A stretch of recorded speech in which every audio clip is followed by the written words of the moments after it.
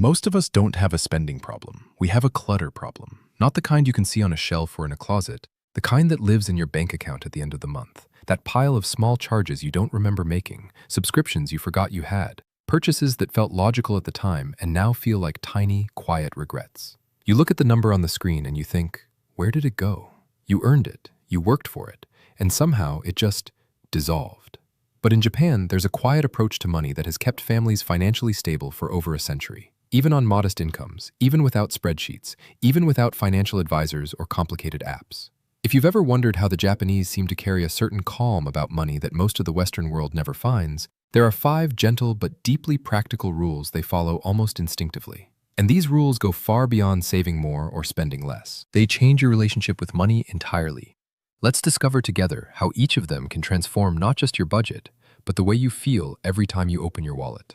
Before we get into the 5 rules, I want to offer you a different way of seeing what a budget actually is. Most of us were taught that a budget is a restriction, a wall, a list of things you're not allowed to do. And so we resist it, not because we're irresponsible, but because no one wants to live inside a cage, even a financial one. We try for a week, maybe 2, and then something happens.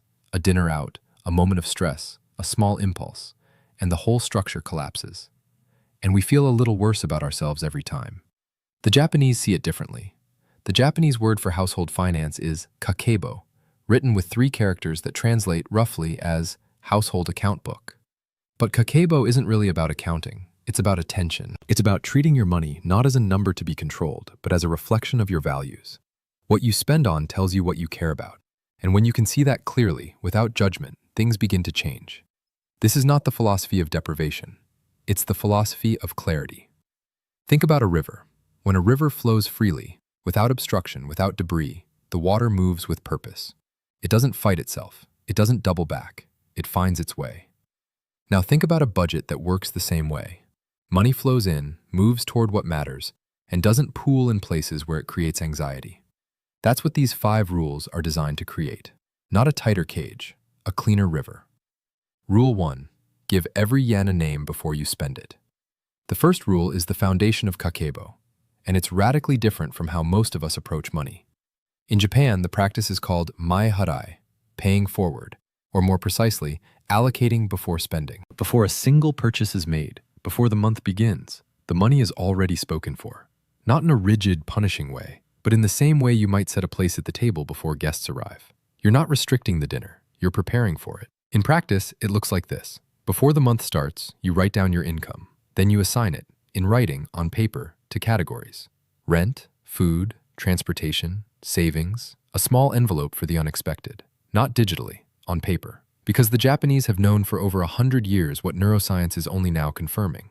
When you write something by hand, you commit to it differently. It enters a different part of your brain. It becomes intention, not just information. Think about what most of us do instead. We wait to see what's left at the end of the month. We earn, we spend, and then, if there's anything remaining, we call it savings. The Japanese reverse this completely. Savings is the first allocation, not the last. It's like the difference between packing a suitcase the night before a trip and packing it 20 minutes before you leave. Both technically work, but one of them creates calm. The other creates chaos and leaves your toothbrush on the bathroom counter. Because here's the thing, money without a name is money that disappears. Not because you're careless, but because unnamed things drift. Try this. Tonight, not tomorrow, tonight. Take a piece of paper and write down 3 categories where your money goes. Just 3. Give a number to each one. You're not committing to a life change. You're just giving your money somewhere to be. Rule 2. Separate needs from wants from wishes. This rule sounds simple. It isn't. Kakebo divides all spending into 4 categories. Hitsuyo,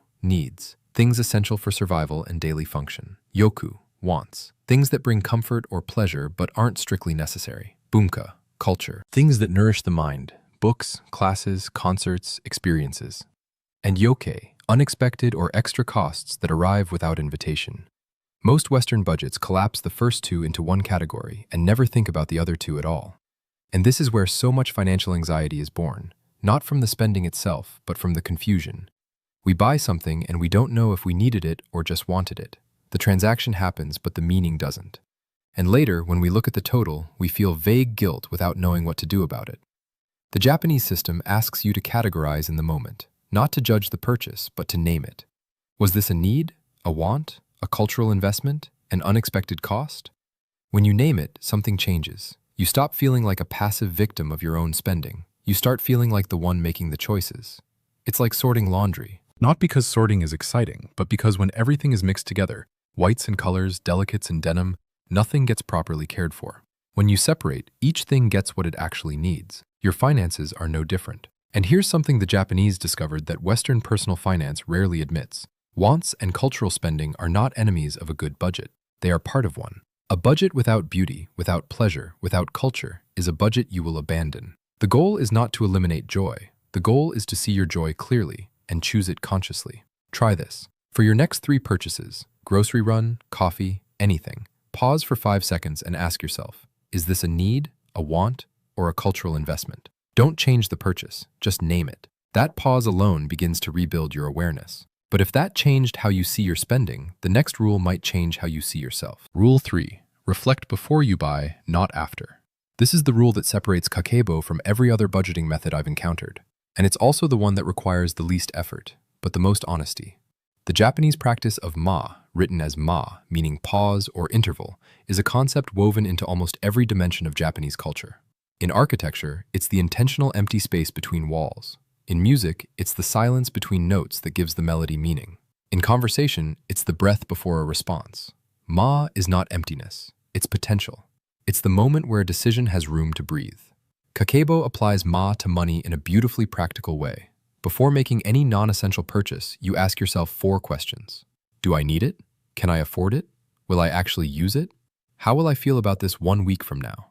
That last question is the one that changes everything. Most impulse purchases survive the first 3 questions. Of course you can afford the jacket. It's not expensive. Of course you'll use it. You can imagine wearing it already. But the 4th question? In 1 week, will I feel good about this? Will this feel like a purchase that reflects who I am and what I value? Or will it feel like a moment of weakness I'm now carrying around in my closet? Studies from the Journal of Consumer Psychology show that the average person makes approximately 35,000 decisions per day. Of those, roughly 226 are food-related alone. We are not wired to make careful decisions about everything. The Japanese don't try to. Instead, they create a ritual pause, a moment of ma, that interrupts the automatic motion from desire to purchase. It's like the difference between sending an email in anger and drafting one, closing your laptop, and reading it again in the morning. The pause doesn't change what you feel, but it changes what you do with what you feel. Try this. Identify one category where you know you overspend. Takeout, clothes, apps, whatever it is. For the next 7 days, introduce a 24-hour rule for any purchase in that category. Not a ban, just a pause. Write it down, sleep on it, then decide. Rule 4. Track with your hand, not your app. This one will surprise you because it goes against everything we're told about efficiency. In Japan, the kakebo is not digital. It never was. Since 1904, when journalist Hani Motoko introduced the system to Japanese households through the magazine Jogaku Sekai, the practice has always been done with a pen and a notebook.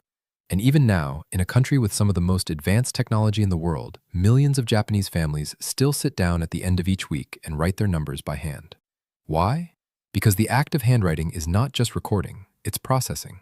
When you look at a number on a screen, your brain classifies it as data. When you write a number by hand, your brain begins to interpret it, to connect it to memory, to emotion, to meaning. A 2014 study published in Psychological Science found that people who engaged with information by hand retained and understood it significantly better than those who processed it digitally. Not because they captured more, but because they engaged more. The same principle applies to money. Most budgeting apps are designed to make tracking effortless, and this sounds like a virtue, but effortless tracking is also effortless ignoring. When your app automatically categorizes your spending and presents it as a clean pie chart, you can look at it and feel completely neutral.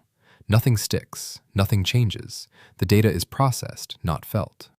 Think about the difference between receiving a handwritten letter and receiving a text message. Both communicate the same words, but one of them you keep. One of them makes you feel something.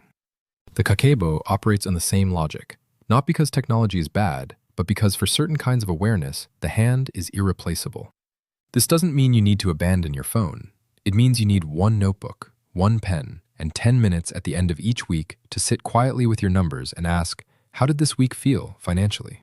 Try this. Buy a small notebook. It doesn't have to be beautiful, just dedicated. This week, at the end of each day, write down what you spent in 3 lines or fewer. Not every transaction, just the ones that felt significant. You will be surprised by what you remember and what you don't. Now, this next rule might seem like the simplest of the 5, but it's the one that carries everything else. Rule 5. End the month with a question, not a judgment. Every month, a traditional kakebo practice ends with a ritual that most Western financial systems completely skip. It's called furikaeri, the Japanese word for looking back or reflection. After you've recorded your spending for the month, after you've seen the numbers clearly, you sit with 4 questions. How much money did I have this month? How much did I spend? How much did I save? And finally, how could I do better? That last question is everything. Not why did I fail? Not why can't I control myself? Not what's wrong with me? But how could I do better? The Japanese approach to financial reflection is rooted in the same philosophy that shapes their approach to quality in everyday life, kaizen, meaning continuous improvement through small, consistent steps. There is no failure. There is only current and next. There is only where you are and where you are gently moving toward. Most of us who have tried to budget have ended a bad month in one of 2 ways. Either we deny it entirely and don't look at the numbers, or we look at them and feel so much shame that we abandon the whole system. Both responses are natural. Both responses ensure nothing changes. Furikaeri offers a third option. You look, you understand, you are curious, not ashamed.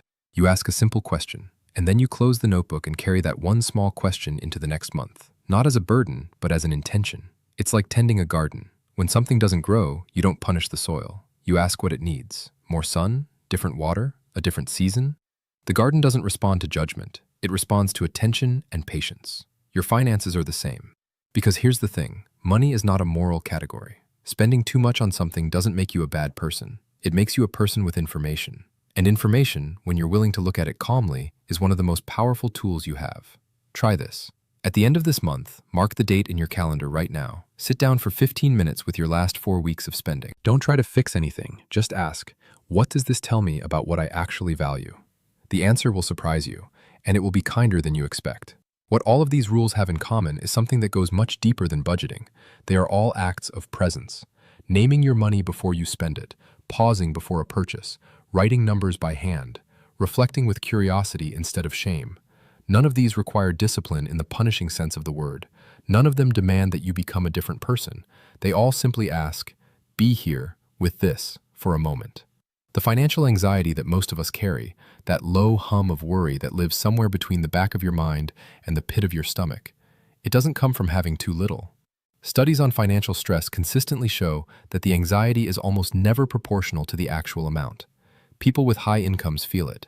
People with modest incomes feel it. The variable that predicts financial peace is not how much you have. It's how much clarity you have about what you have and what you're doing with it. The Japanese have a phrase, okane ni kansha, gratitude for money. Not gratitude for having a lot of it, gratitude for what it represents, the time you traded for it, the work it took, the things it quietly makes possible. When money is treated with gratitude and attention rather than stress and avoidance, something shifts. Not in the numbers at first, in you, and the numbers follow. Think about any relationship you've had, with a person, a practice, a place, where you decided to pay attention, or you stopped moving through it automatically and started truly noticing it. Did that relationship get worse? Or did it quietly begin to reveal things to you that you'd been passing by for years? Your money is waiting for the same thing. Not a system, not a sacrifice, just your attention. So here are the 5 Japanese money rules for a clutter-free budget. Give every yen a name before you spend it. Separate your needs, your wants, your culture, and your unexpected. Pause before you buy, not to restrict yourself, but to choose consciously. Track with your hand, not just your phone. And end every month with curiosity, not judgment. These 5 rules have been practiced in Japanese households for more than 100 years. Not because they are perfect, but because they are honest. They work with human nature instead of against it. They don't ask you to become disciplined overnight. They ask you to become a little more awake, 1 week, 1 purchase, 1 reflection at a time. You don't have to start with all 5. You don't have to start perfectly. You just have to start with 1. 1 notebook, 1 question, 1 pause before 1 purchase. Because the goal isn't a perfect budget. The goal is a budget that finally feels like it belongs to you. A budget that, like a river that knows where it's going, moves through your life with calm and purpose and something that feels quietly like peace. What about you?